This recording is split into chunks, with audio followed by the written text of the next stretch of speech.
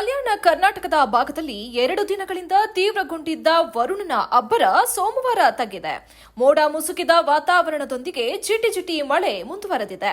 ನದಿಗಳ ಹರಿವಿನ ಪ್ರಮಾಣ ಇಳಿಕೆಯಾಗಿ ಮುಳುಗಡೆಯಾಗಿದ್ದ ಸೇತುವೆಗಳು ಸಂಚಾರಕ್ಕೆ ಮುಕ್ತವಾಗಿವೆ. ಮುನ್ನೆಚ್ಚರಿಕೆ ಕ್ರಮವಾಗಿ ಕಲಬುರಗಿ ಮತ್ತು ಬೀದರ್ ಜಿಲ್ಲೆಯ ಶಾಲೆಗಳಿಗೆ ರಜೆ ಘೋಷಿಸಲಾಗಿತ್ತು. ಭಾರತೀಯ ವಾಯುಪಡೆಯ MiG-29 ಯುದ್ಧ ವಿಮಾನ ರಾಜಸ್ಥಾನದ ಬಾರ್ಮರ್ ಜಿಲ್ಲೆಯಲ್ಲಿ ಪತನಗೊಂಡಿದೆ. ವಿಮಾನದಲ್ಲಿದ್ದ ಪೈಲಟ್ ಪ್ರಾಣಾಪಾಯದಿಂದ ಪಾರಾಗಿದ್ದಾರೆ ಎಂದು ಭಾರತೀಯ ವಾಯುಪಡೆ ತಿಳಿಸಿದೆ. ಸೋಮವಾರ ರಾತ್ರಿ ಎಂದಿನಂತೆ ತನ್ನ ದಿನನಿತ್ಯದ ರಾತ್ರಿ ತರಬೇತಿ ಕಾರ್ಯಾಚರಣೆಯಲ್ಲಿ ತೊಡಗಿದ್ದ ವೇಳೆ ವಿಮಾನ ಪತನಗೊಂಡಿದೆ. ದರ್ಶನ್ ತೂಗುದೀಪ್ ಈಗ ಬಳ್ಳಾರಿ ಜೈಲಿನಲ್ಲಿ ಪರದಾಡುವ ಪರಿಸ್ಥಿತಿ ನಿರ್ಮಾಣ ಆಗಿದ್ದು, ಈಗ ದರ್ಶನ್ ತೂಗುದೀಪ್ ಅವರಿಗೆ ಸಹಾಯ ಆಗಲಿ ಅಂತ ದರ್ಶನ್ ರ ಹೆಂಡತಿ ವಿಜಯಲಕ್ಷ್ಮಿ ದರ್ಶನ್ ಅವರು ಬಳ್ಳಾರಿಯಲ್ಲೇ ಮನೆ ಮಾಡಲು ಚಿಂತಿಸಿದ್ದಾರೆ.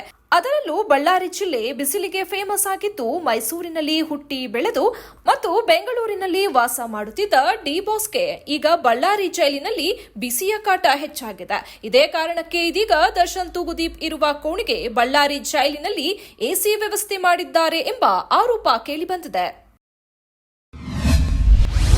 ರಾಜ್ಯ ಸರ್ಕಾರವು ಗೃಹಲಕ್ಷ್ಮಿ ಶಕ್ತಿ ಯೋಜನೆ ಸೇರಿ 5 ಗ್ಯಾರಂಟಿ ಯೋಜನೆಗಳಿಗೆ 52,009 ಕೋಟಿ ರೂಪಾಯಿಗಳನ್ನು ಮೀಸಲಾಗಿಸಿದೆ. ಯಾವುದೇ ಜಾತಿ ಧರ್ಮದ ಬಡವರಿಗೆ ಆರ್ಥಿಕವಾಗಿ ಸಾಮಾಜಿಕವಾಗಿ ಶಕ್ತಿ ತುಂಬಿ ಮುಖ್ಯವಾಹಿನಿಗೆ ಬರುವಂತಾಗಲು 5 ಗ್ಯಾರಂಟಿ ಯೋಜನೆಗಳನ್ನು ಸರ್ಕಾರ ಜಾರಿಗೊಳಿಸಿದೆ ಎಂದು ಸಿಎಂ ಸಿದ್ದರಾಮಯ್ಯ ತಿಳಿಸಿದ್ದಾರೆ.